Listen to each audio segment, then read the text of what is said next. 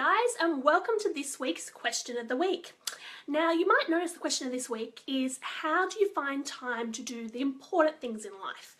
You might have also noticed that I actually didn't do a question of the week last week. So that is my fault. I can hit myself, naughty, should have done that. However, this question of the week isn't asked by a member of the general public, though thank you guys for sending them through. This is actually a question I'm asking you. In other words, I'm going to answer my own question this week because I think it's an important question. Firstly, because it came out for me in the last week, but secondly, because my clients are always asking me this question. And that is, just to reiterate for people as they're jumping on, how do you find time to fit in the important things in life?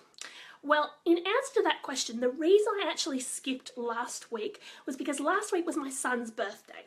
And I decided I wanted to commit the whole day to my son. So from the moment he woke up to the moment he went to sleep, which of course meant even though Facebook Live only takes a few seconds to set up and maybe a few minutes to film, if I've committed the whole day to him, then I don't have time to be on here talking to you guys. So I apologize that we missed a week, but I want you to let you know that that's why I did that. And of those of you who like photos, I've got some cool photos. Have a look at this. Still getting used to the new operating system on my phone. But have a look at this, guys, if you can see that. There's my family. I'm Thor, God of Thunder. My husband's the Hulk. He had an awesome Avengers party. There he is as Captain America. And my little daughter, she wanted to be Spiderman. So we had a pretty awesome time for those of you who like pictures. However, it made me think about this question because how to fit in the important things in life. Now, was the important thing committing to you guys being here to answer your question last week? Or was the important thing committing to my son? Or was the important thing doing both?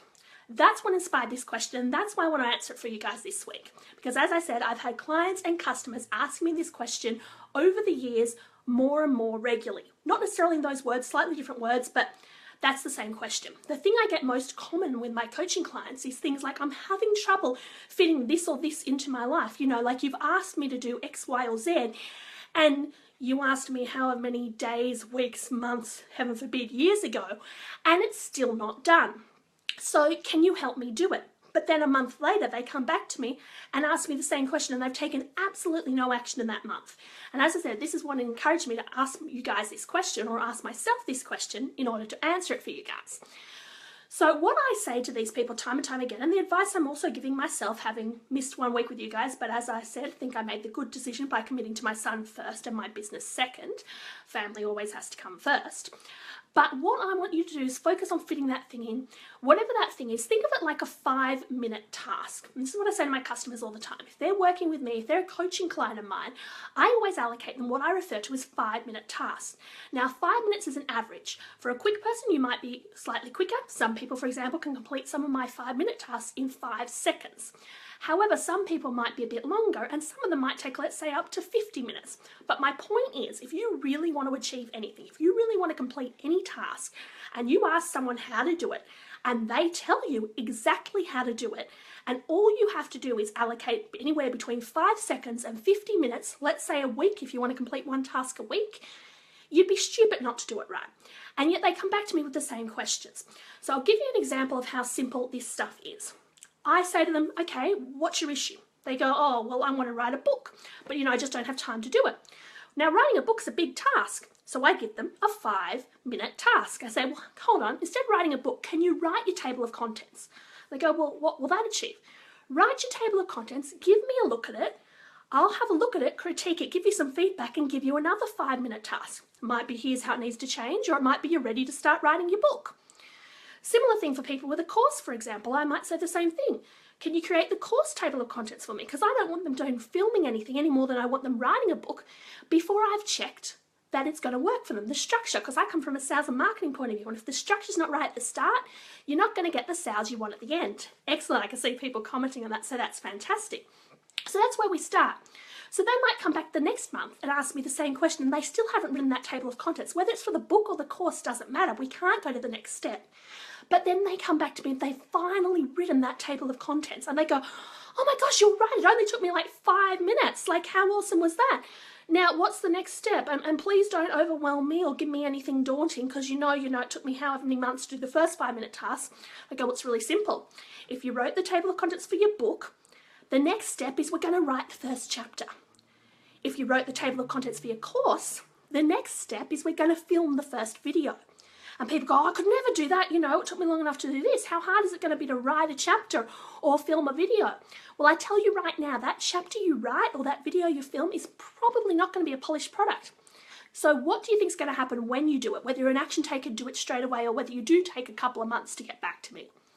What happens when you do it? You're going to bring it to me. That first one, I'm going to have a look at it, and I'm going to do the same thing. I'm going to critique it and say, hey, that chapter's not good enough and here's what you need to work on. Or I'm going to say, that chapter's great, go write chapter 2. Or I'm going to look at the video and I'm going to say, look, here's what needs to be worked on. Even though your content was good, you know, you've got things in the background that are making the video unclear, or I couldn't hear what you were saying at this point in time or whatever, go away and refilm it. Or I might say, hey, that video is perfect. Now you're ready to film the next part of your course. Because it's really important, whether you're writing a book or creating a course, that you work on things in order, particularly with the course, because the book is being written. So you can always go back and tweak words here and there.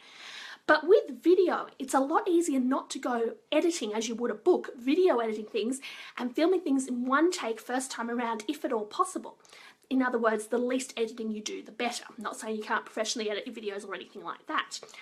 But what happens is that if you film a course in consecutive order, for example, you film the first video of the first module before the second video of the second module, before the third video of the first module, before, let's say, the first video of the second module, you're going to get the results you want, because at the end of that first video, you can let them know what's coming in the second. At the start of that second, you can let them know, recap what they've done to this point in time, and at the end of it, let them know what's coming in the next, being the third video. So this is powerful stuff, and you can't do this if you film them in the wrong order. So that's really, really important. But just to bring this home, because these are just examples of what I say to people, I'm going to give you guys a live example right now. Whether you want to do the book or the course, I'm going to give you 2 live examples right now so you can literally do that first step, which is, if you haven't started either yet, start with that table of contents. Now, we've got a lot of people jumping on, we've got a few comments, that's fantastic, but for the sake of time, I'm not going to make this interactive, so if you're playing back this recording, pause it at the time I tell you to pause it, and you can do this exercise not live, but when you watch the playback. So for the book, what I want you to do is think about the subject matter of your book. Write that at the top of the page, whatever the subject is, whatever you're the expert in the field of that you want to publish a book to profile you as the new and improved business card, write that at the top of the page and underline it. And underneath that, I want you to do a brain dump. Really quick, bullet points, nothing complicated, you know what I mean? I want you to do this in 5 seconds as opposed to 5 minutes. I don't want you to take the whole 50 minutes, or I don't want you to take months to get back to me. So really quickly, just jot down what comes to mind. Think of it like you're having a conversation with someone. How would you naturally start the conversation? Put that bullet point down and give it an S for start. How would you end the conversation? If you're talking about this area that you're the expert in, you're talking to someone that knows absolutely nothing about it, you may never speak to this person again.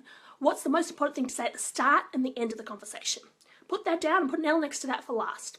Then jot down all the bullet points that you can think of in between.